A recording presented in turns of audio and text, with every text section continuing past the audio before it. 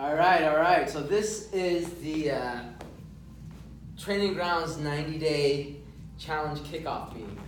So people have had a lot of questions when they were signing up, so I thought it'd be a good idea to just sort of take some time right at the start to clear up some questions and to just give some general advice, because a lot of people have never done a 90-day challenge. I do this every year, and the reason why I do it every year, this time of year, is just to make sure that I don't fall off the wagon. With the holidays coming, football season starts, I've done there, I've been there, I've gained as much as 25 pounds in a year just during this period, and it's crazy. It's crazy how much weight you can gain in just 3 or 4 months when you just let it all go. So I do this every year. This is probably the 3rd year I've been doing this. So benefits. Add purpose to your training. So it's not due to the lack of effort, because I come here every day, every morning. I see people breaking sweats. I see people working hard. It's not because of a lack of effort why people are having a hard time losing weight or attaining their goals. It may not even be weight loss. It might be to run a 5K. It could be to gain extra muscle. Whatever the reason is, people have a hard time doing it. And part of the reason is because they, like anything in life, if you just start doing something but you don't have a specific goal in mind or a purpose in mind, you don't know how to track your progress. It's difficult to motivate yourself.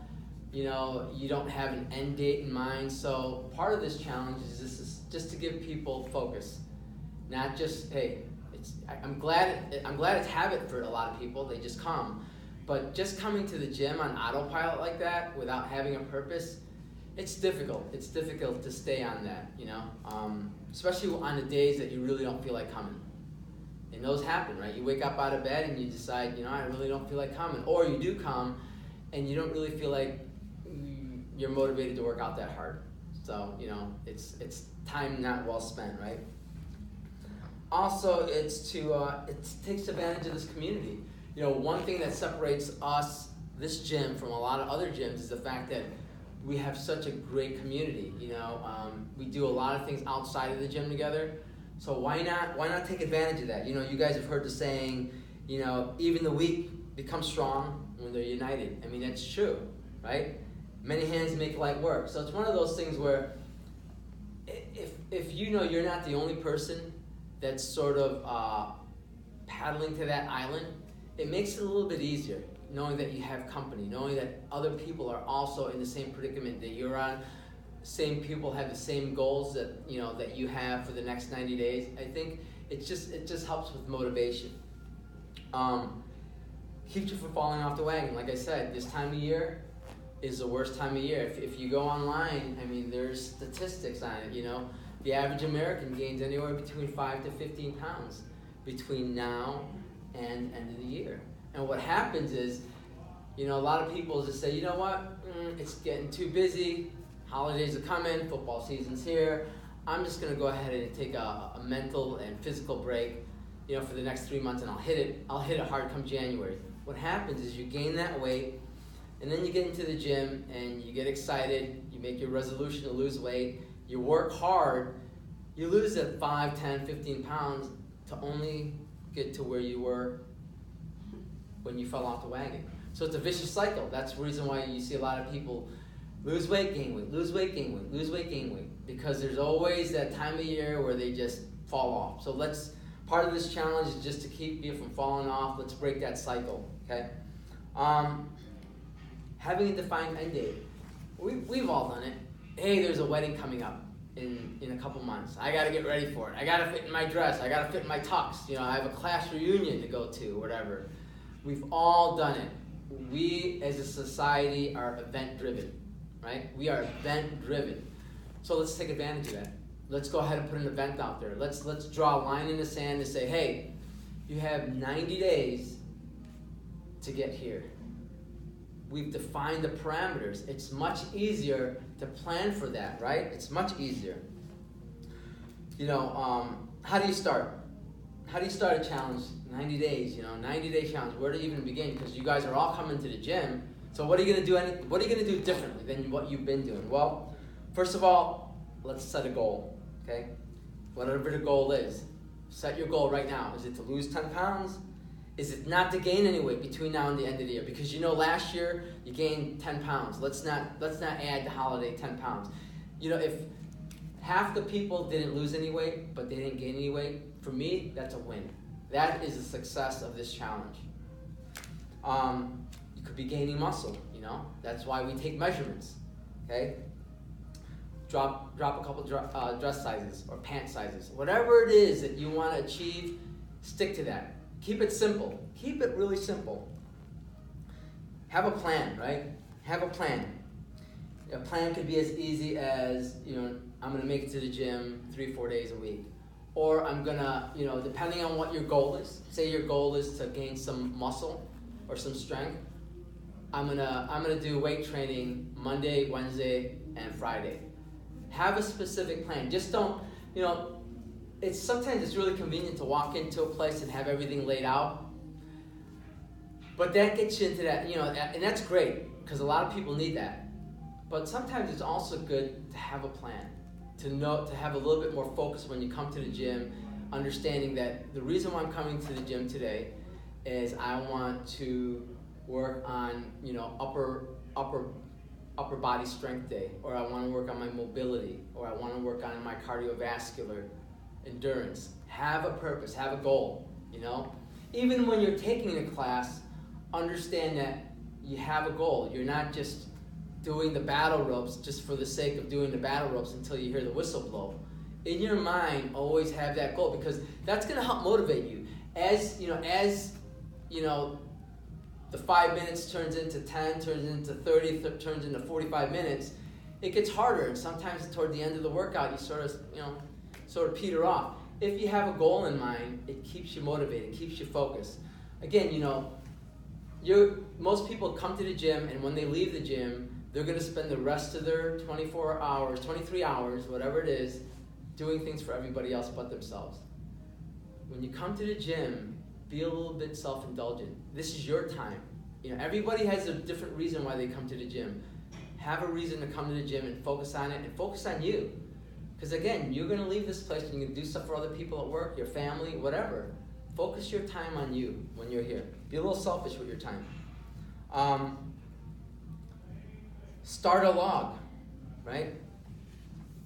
You know, and don't overcomplicate the log. Start a log. I don't care what you want to track. It could be something as simple as, you know, when you're eating. You know, I have this philosophy that, you know, just as important as it is to track what you eat, is to track when you eat. And when you start understanding the science of how, you know, the body stores fat, uses fuel, stores fat, and all that, you come to realize that when you eat is just as important as what you eat. So keep it simple. Maybe the first week you're tracking when you eat. When you physically put food in your mouth, how often you do that throughout the day. Don't even make any changes. Do what you typically do. The next week, track what you're eating. And you don't have to track it down to the macros. Just write it down. Hey, I had a ham and cheese sandwich on white bread, a couple pieces of ham, slice of American cheese. Worry about the macros later. Because if you worry about the macros when you're trying to track it, it's mind-boggling. All right, well, how many grams of protein is in one piece of ham? And I think I had 2.5 pieces. And don't make it overly complex. You know, track what you're eating. We'll worry about calculating the macros later. Okay, so just track. Keep it simple.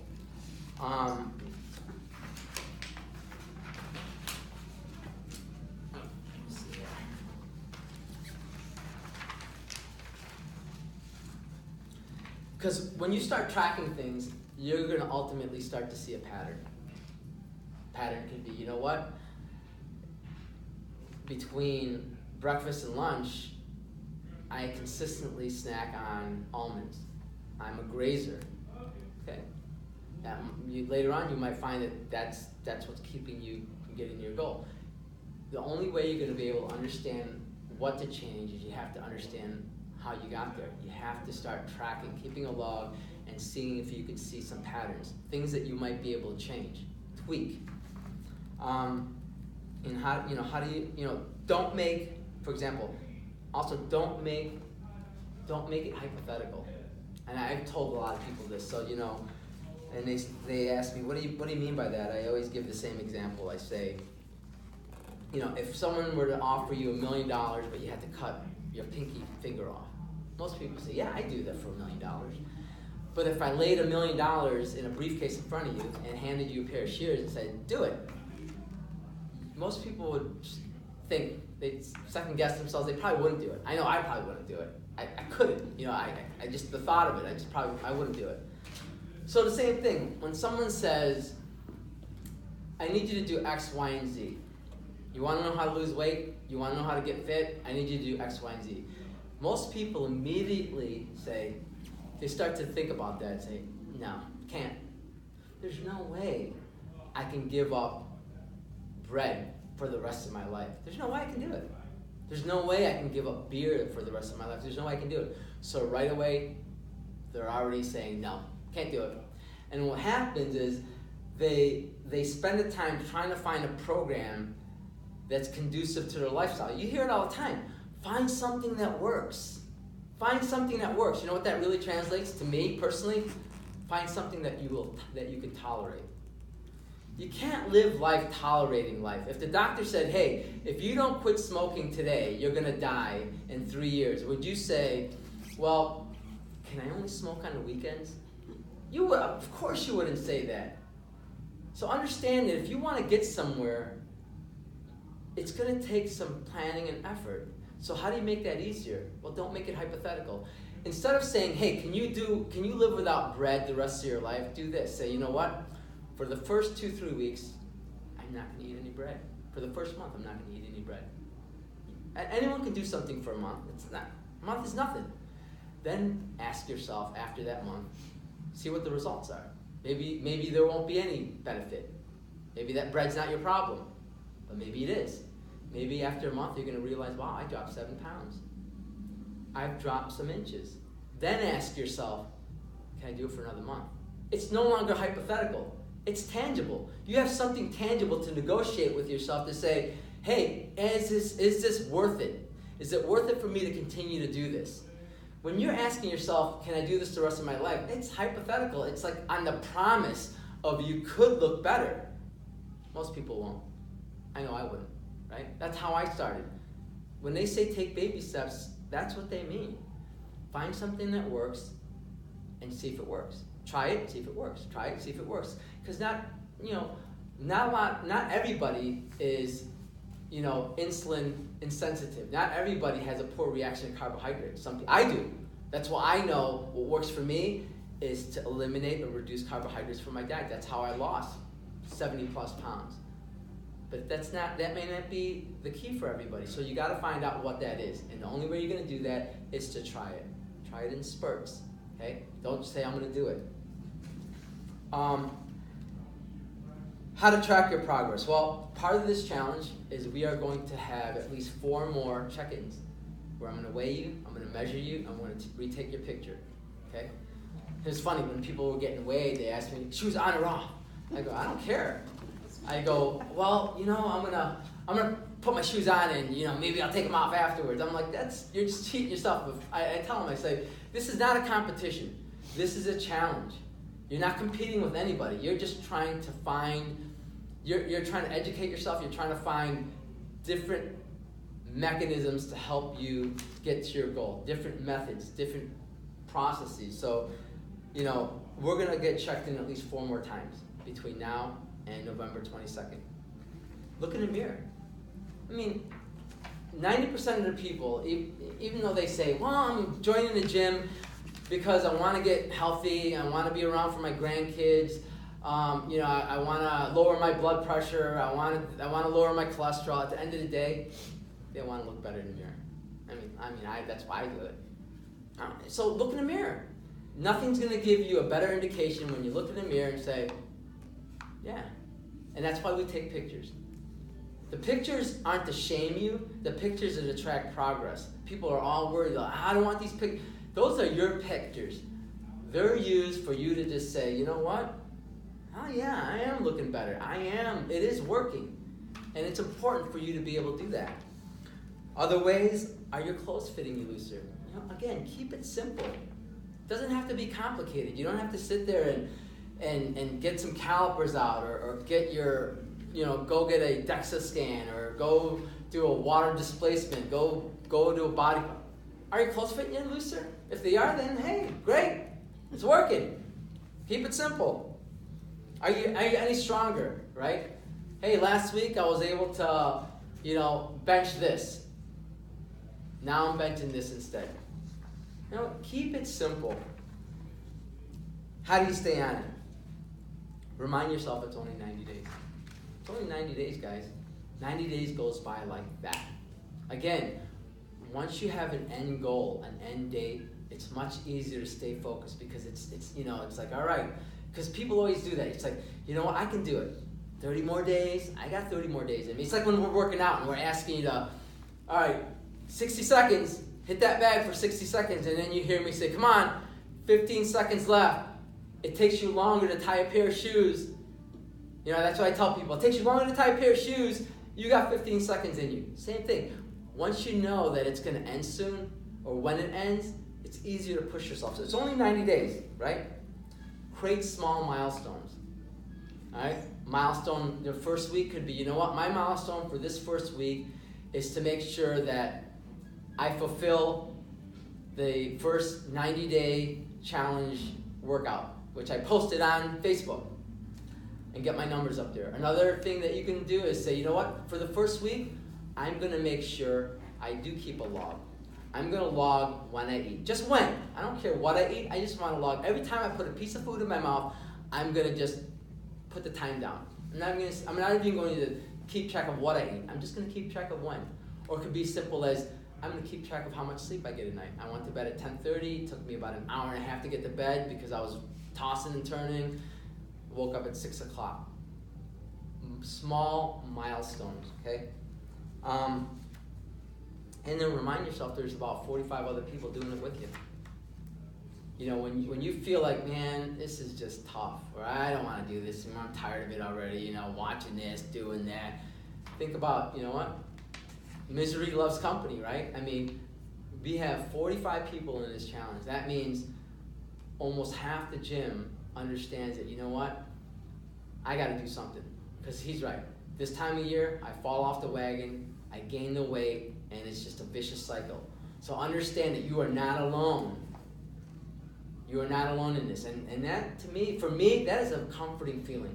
It's like that Roseanne Barr show, That was a great show. It had great ratings. You know why? Because no matter how bad your life was, you tuned into that show and you thought, man, as bad as my life is, it's not as bad as that. And it's one of those things where it's like, all right, I get it. They're dealing with the same thing. They're dealing with the bills, the relationship issues, their kid issues. My issues don't seem as bad because other people, and that's the same thing. When you're having a hard time staying on a diet, you're like, there's probably 30 other people that are having the same problem. So think of that. So what's my role in this whole 90-day thing? People are always asking me, they ask me, is this something we got to pay for or whatever? I go, no. I go, this is something that I do every year that I felt, the people at this gym would benefit from. My role in this is that I don't want to just throw this challenge out there and not support it, meaning that, hey, it's out there. I'll see you guys in 90 days. Hopefully you guys do well. No, I'm not going to do that. That's unfair. But what I am going to do is I'm going to be posting things like, weekly challenge. It could be something simple, just to keep your mind right. When you forget about the challenge, I'm going to be right there whispering in your ear, don't forget you joined this challenge 90 days, 37 days ago. Stay on it. Second thing I'm going to do is I'm going to schedule some talks, similar to the one I did a few weeks ago when we did the keto intermittent fasting. I'm going to be going over some things on nutrition. Sometimes I'll be talking about technique. Sometimes I'll be and one thing I'm definitely going to go over is the difference between high intensity training, lists, strength training, the whole series of different ways that you can train and why you should do certain things, when you should do certain things, when things are going to be detrimental to your health. Because again, a lot of times when people, go to the gym, they don't understand they could be doing more harm than good.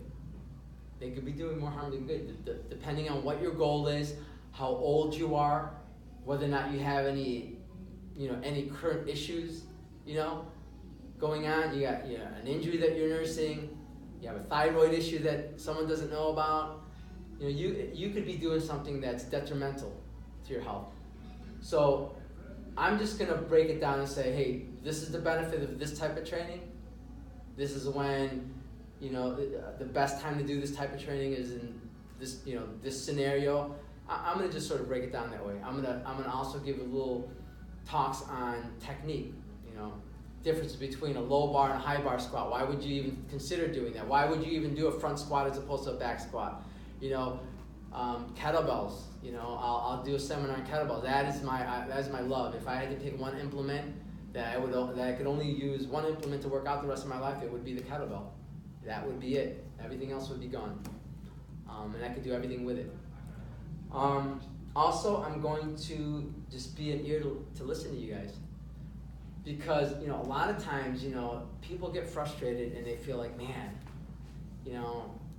I don't know what I'm doing wrong. Things just aren't working for me. I'm just not motivated. I'm here every morning, and I'm gonna make myself available certain times in the evening. I'll work out here, and I'll work out and say, hey, anyone want to join me? I'll be at the gym at 6:30 on Wednesday night. I'm gonna be working out. I'm gonna be doing X, Y, and Z. Come on by if you want to join. If you want to just come by and just say, hey, Winston, can you just take a quick peek at this, my log? Give me some advice.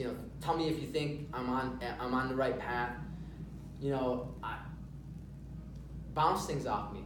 I don't mind at all. In fact, if you know me, once you get me talking, don't ask me about anything about the gym or working out if you have to get out of here in 5 minutes. Like if you're on your way out to work and say, hey, Winston, by the way, you know anything about this?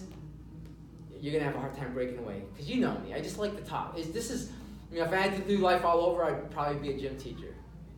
It's just something that I love to do. I'm very passionate about it. I do a lot of research.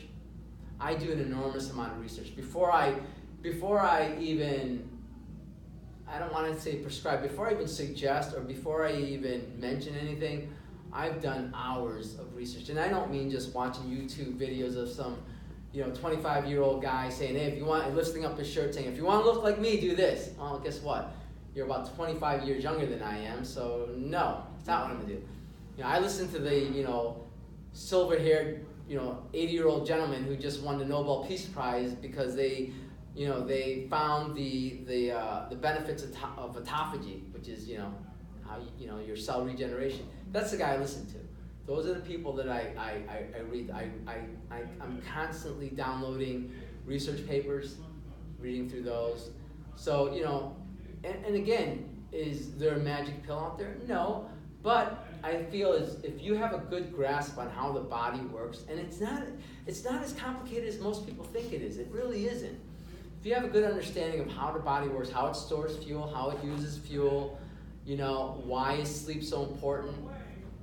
If you just have a grasp on maybe 3 or 4 things, I think that's the biggest. I think that's the difference. That's going to be the key. That's going to be the game changer for most, because then they can tweak when they're starting to when they decide, should I do this or that? Should I eat this or that?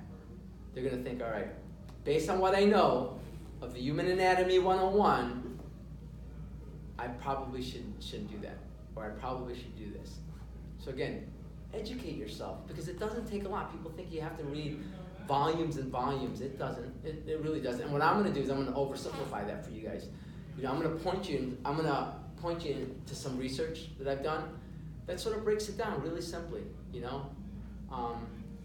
So that's my role in this. So again, I am really, really, really excited that so many people are participating in this challenge, because I really think that at the end of the 90 days, I would love nothing more to be able to say, hey, out of the 45 people that that participated, we lost a total of 200 and something pounds, 150 inches altogether. Even better, out of those 45 people, 90% didn't gain. They may have not lost, but 90% didn't gain a pound between now and the end of the year. So we broke that cycle.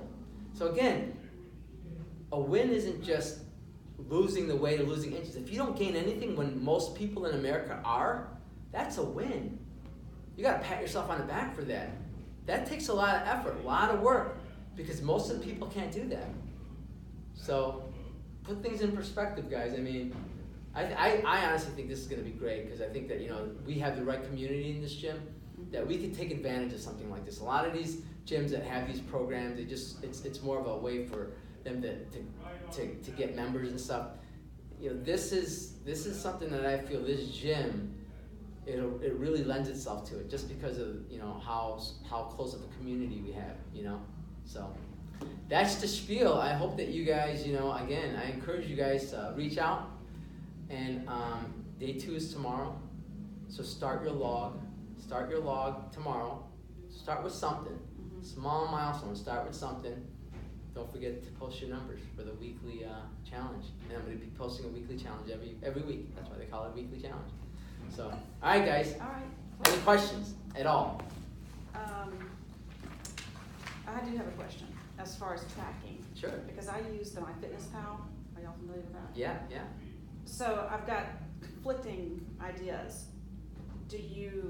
One person's telling me, track your food ahead of time, like what you're going to eat tomorrow, instead of putting what you ate down as you did it. So let me ask you this. How do you know what you want to eat? So unless you've been able, because true. What I'm proposing is don't make any changes, because you have not identified a pattern. You don't know what to tweak. True. You're making changes in the dark. Essentially, you're just taking a stab in the dark to say, hey, I'm gonna eat 6 ounces of chicken for dinner with a half cup of green beans, a half cup of brown rice, a glass of water. That's gonna be my dinner. Or for breakfast, I'll have 2 poached eggs, maybe a little bit of oatmeal, maybe a cup of 3 strawberries, in fact. And for lunch, I'm gonna do, okay, well, why? Because last week you had an 8-ounce steak for dinner and some mashed potatoes, and for breakfast you had pancakes. So you decided, well, I'm not gonna have the pancakes, I'm just gonna replace that with this. But why? Do you even know why you're doing it? Don't do that. Have a plan. Figure out what you need to tweak. For all you know, it may just be, you know what? My problem is I'm eating too much fruit, or my problem is I'm eating too much red meat, or you don't know. You gotta track it first. Track what you're eating, then after a couple weeks, tweak something. Don't change it all up. Tweak something. Yeah, because that's a failure right there. Yeah, because if you change it all up, one, you've shocked your body. Now you're having to not only train your body to eat less portion size, so mentally and physically that's hard. You're training your palate to eat something that it's not accustomed to. And you don't even know, you're doing this based on dogma. You're doing this based on someone said, hey, when I was in my early 20s, this is what I did to get lean for a show. I ate chicken breast in the morning, chicken breast in the afternoon, chicken breast at night, some vegetables. That's what I did. Well, guess what? That doesn't work for everybody. So find out first. And even with the working out, that's what I say, have a plan. I come into this gym every morning and I work out every day. People ask me, how could you work out every day? Isn't that overtraining? It is if you don't program right. The way I program my workouts, see, I'm addicted to the gym. If I don't come every day, I feel off. So I develop my programming that allows me to do that without overtraining. Some days you'll see me, I'll be in my black yoga pants and I'll be doing body weight, mobility work. I did that. In fact, I did that today. I did mobility work today. You know? That's, you know, again. It's a plan. Yeah, it's a plan. Be careful about always, like I said, if you're only using calories, I'll give you one bit of advice. If you're only using calories in, calories out as a gauge on what to do, that is the wrong plan. You know, there's this, if you're under this misconception that there is a bucket in your body, and it's probably somewhere right here, that all you're doing is you're piling calories in, and when you work out, you take calories out of that bucket and throw them away. And so as long as that bucket isn't overflowing, or as long as that bucket can sometimes be more empty than it is full, you're on the right track. It's wrong. So going back to the MyFitnessPal thing again, if you put in your parameters, what your today's weight and all that kind of thing is, and then it tells you how many calories you should be eating a day, which to me, I looked at it today and it looked ridiculous. I thought, I can't survive on that. Seriously, I mean, so in order to lose the weight you want per week. Because what happens is they generalize a lot of those things. You know, they say based on your age, based on your activity level, you know, generally this is the number of calories. But what they don't take into account is that, I'll give you an example. That also assumes that a calorie is a calorie. That means your body's going to have the same metabolic response if you ate a tablespoon of olive oil as opposed to eating a tablespoon of sugar. Even though, or 100 calories of olive oil, 100 calories of sugar. It's assuming that your body's going to have the same metabolic response. It's not. One's going to spike your insulin levels, the other one isn't. Right? The second thing it doesn't take into account that portion size. Eating 1,000 calories in one sitting is a lot different than eating 1,000 calories in 5 separate meals. It doesn't take that into account. You know, when you're eating, like I personally, I prescribe to an intermittent fasting protocol, which means I eat more calories in one sitting than most people do because I have an extended fast where I won't eat my next meal for another 8 hours, and I only eat, most of the time I only eat 2 meals a day. But I understand I need to get my calories in, and I probably eat, in totality, I probably eat less than most people in totality, but my one meal is much bigger than probably 3 of their meals. Because understand that what I'm telling my body is that there's a difference between, and here we get inside, there's a difference between fasting and caloric deficit. When I fast, my body understands that I'm just changing my eating window. It knows it's going to get enough nutrients, enough food to survive. It knows that. I've trained it that way. When you eat small meals throughout the day, your body is always deprived of nourishment, right? Because your concept of eating is when you put food in your mouth. Your body's concept of eating is all the time. All the time. It needs to be fed. The cells need to be nourished. So if you're not getting enough nourishment in that one meal, and say for instance a high carbohydrate meal, now you've spiked your insulin levels, right? Which is a bad thing because now you can't access your free fatty acids. Cravings set in and you're going to eat again. But you have not nourished your body. So your body will do, you've heard the saying, you know, if you don't eat, your body slows down your metabolism to keep you alive. That's true when you're done that way. But when you eat enough in a sitting where your body feels nourished, it's not going to do that. It's not going to do that. You know, because think about it. And you know, people say you're going to start to cannibalize your lean muscle mass. Huh? Well, think about it. Your body does one thing really well, and that one thing it does really well is it keeps you alive. So let's just think of it just sort of logically. If you were going through a state of famine, you know, say for instance it was 500 years ago, you're hunting for your food, and you know, food just migrated 100 miles south. Now you got to go find it. In times of famine, do you think your body would really cannibalize your lean muscle mass, knowing that you're going to need that lean muscle mass to hunt and forage? It's not going to do that. It's going to go after your portable fuel, which is your fat. That's what it's there for. It's like saying, hey, in the wintertime, you've chopped up all this wood in the summer and spring. stacked it up side of your house. Wintertime comes, but instead of burning the wood, you chop up your couch and throw it in there. Same thing. It makes no sense. Yeah. The whole point of our body storing fat is to sustain us through famine. That's the reason why we don't starve to death at night. Think about it. You go to bed at 8 o'clock and you wake up 8 o'clock, or 10 o'clock, you wake up at 8 o'clock. It's 10 hours you haven't eaten. Most people, if they don't eat for 10 hours during the day, they're like, oh my God, I'm going to freaking starve to death. My metabolism's going to slow down. That doesn't happen when you're sleeping, does it? You don't wake up dead. No. So again, just think about it in that realm. Like I said, if you understand how the body works, just one or two key things, maybe 4, I think it's going to go a long way in helping you navigate what to do, to get you to your goal. It really is. Don't be on autopilot. Just don't come in here and just, because a lot of people, when they do that, what happens is they come to a gym, they feel like they got a great workout in, but all they're really doing is they're using that workout to be able to eat what they want. So they're trying to out-train a poor diet. They're trying to and you can't do that, because at some point your body's going to give out. You can never out-train a poor diet. Diet's always going to win, because diet has one thing on its side. You know what that one thing is? Cravings.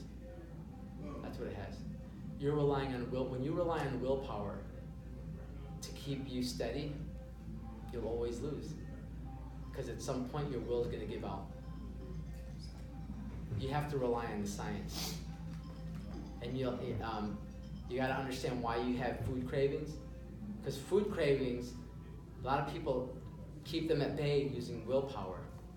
Don't have food cravings to begin with. So, our next question is, to make it simple, Mm-hmm.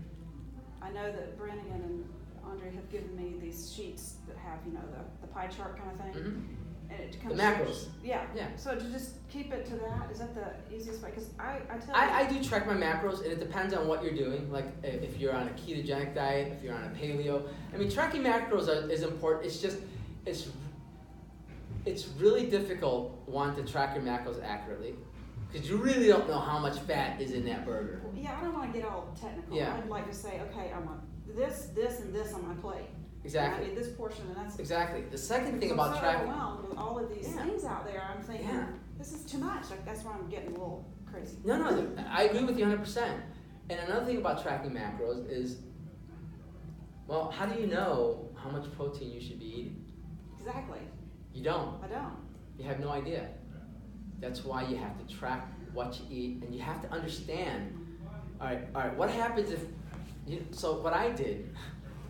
So I first started managing when I ate, because to me that was much easier. Once I got that under control, I started to tweak what I ate. I started to tweak my macros. I said, you know what?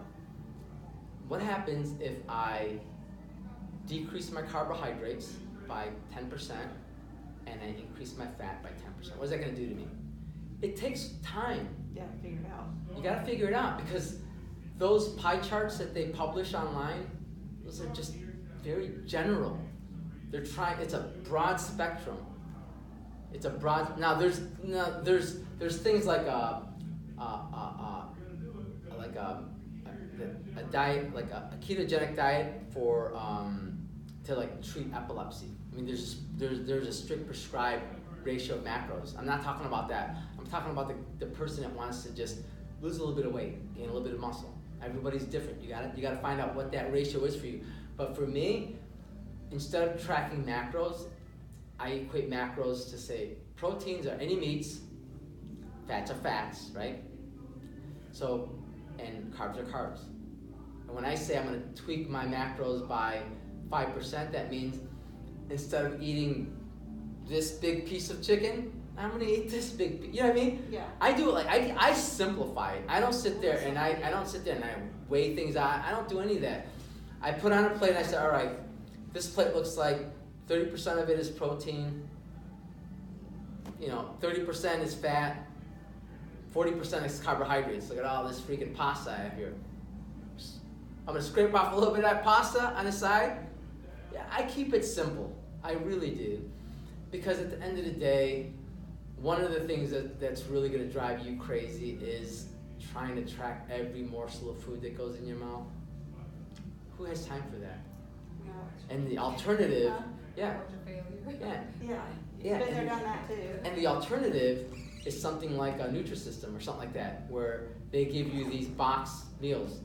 This is what I want you to eat, you know, or these. The problem with that is a lot of those packaged meals have a lot of, bad ingredients. They have a shelf life of 2.5 years for a reason. There's a lot of preservatives in them. Okay, a lot of crap in that stuff. So, again, I try to keep it simple because at the end, everyone knows what's healthy. If I ask you, is it better to go to the McDonald's drive-thru and order a burger and fries? Is it healthier to just go ahead and get some 80-20 ground beef, grill it up, instead of fries, go ahead and get yourself some carrot sticks? I mean, it's pretty simple. I mean, it's not that, is it better for you to, get 4 hours sleep a night or 8 hours sleep a night? Is it better for you to drink water, 8 glasses of water a day or just 2 glasses of water a day? Is it better for you to work out once or twice a week or 4 times a week? It's common sense. It's common sense. If I'm actually writing a book, and one of the chapters is called The Test, where I have these 100 questions, and every person that will take that test will probably get 100. So it's not it's not because of ignorance. It's not because of lack of knowledge why people fail. It isn't. You know what's healthy. I mean, yeah, you know what's healthy. I mean, come on. You know that eating whatever you're about to eat is not healthy. You know that if you look at your plate and it's overflowing with something that you know is bad for you, that's not good. You don't need a calculator to say, you know what, you're about 300 grams over your carbohydrate limit. Well, yeah, your freaking pasta is flowing off your plate and it's stacked about 3 inches high. I don't need a tool to tell me that. Yeah. Use common sense, guys. Use common sense. If I had to prescribe something simple, try to get to the point where you're not grazing. Grazing is probably one of the biggest hurdles and biggest reasons why people fail. They that constant graze, because insulin just stays up all the time. If you had to make one little change, if you're eating, if some people say, I only eat 3 meals a day. What do you eat in between? Well, I snack on almonds, or I do this. That's not eating them. Just, like what that is. Anytime you put food in your mouth, you're spiking your insulin levels, depending on what it is, right? So keep it simple. What I did, I eliminated one of those snacks. Then I eliminated the other snack. Then I eliminated the middle meal. But at the same time, I was adding nourishing food. Every time I take a frequency away, I add. Take away, I add. So at the end of the day, I was still eating roughly 3,000 calories a day, but it was just in a couple meals, And you'll be surprised that you get full. I don't have to eat that many calories anymore to sustain myself. I probably eat 1,700 calories a day, and I'm strong. I have great energy. A lot of people look at that and say, that's not enough. You're not eating enough calories, dude.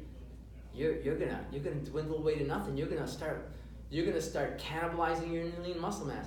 Again, eating 1,700 calories 6-7 times throughout the day is different than eating 1,700 calories twice a day.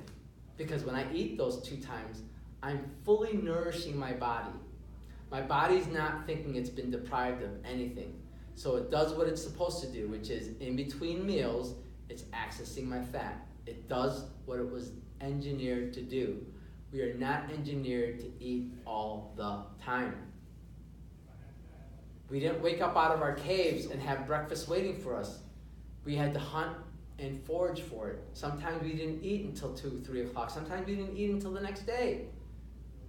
That's what our bodies were engineered to do. That's why we store fat. That's the whole purpose of fat, is to sustain you through times of famine. I guess I'll probably have more questions once I really get into this. Yeah, absolutely. Because I know I'm gonna my question was just with working out, if I wanted to do more, cause you know, we have I come 3 days a week, Monday, Wednesday, Friday, and then if, I wanted to add like more weight, training type, you know, if I followed a plan, like Mhm. arms one day, Mhm. how do I know I'm not overtraining that body part, cause I don't know what the class will be, or do you just kinda? See, that's always a challenge, because if you're coming to the gym and you're just participating in the classes, the classes are great. The difficulty there is that depending on, you know, when you come, how often you come, you know, you might be overtraining, right? Because, for example, if you're only coming 3 days a week and those 3 days happen to be the days you're all doing upper body, you know, and if you're coming, you know, you're gonna have to sort of feel that out. You're gonna have to sort of feel that out.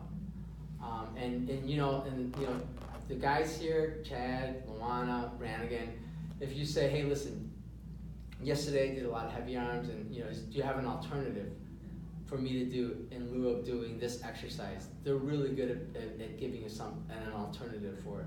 So, because a lot of times, you know, the classes, they're great because it, you know, forces you to come, holds you accountable. You get to see your friends. It's always nice to work out with people you know and that you like. So don't stop coming. Come to the classes by all means.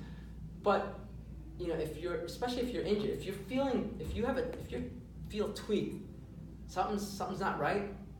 Listen to your body. Listen to your body. You know, don't, you know, the whole concept of no pain, no gain. Throw that out. That's some of the worst advice you're gonna ever hear.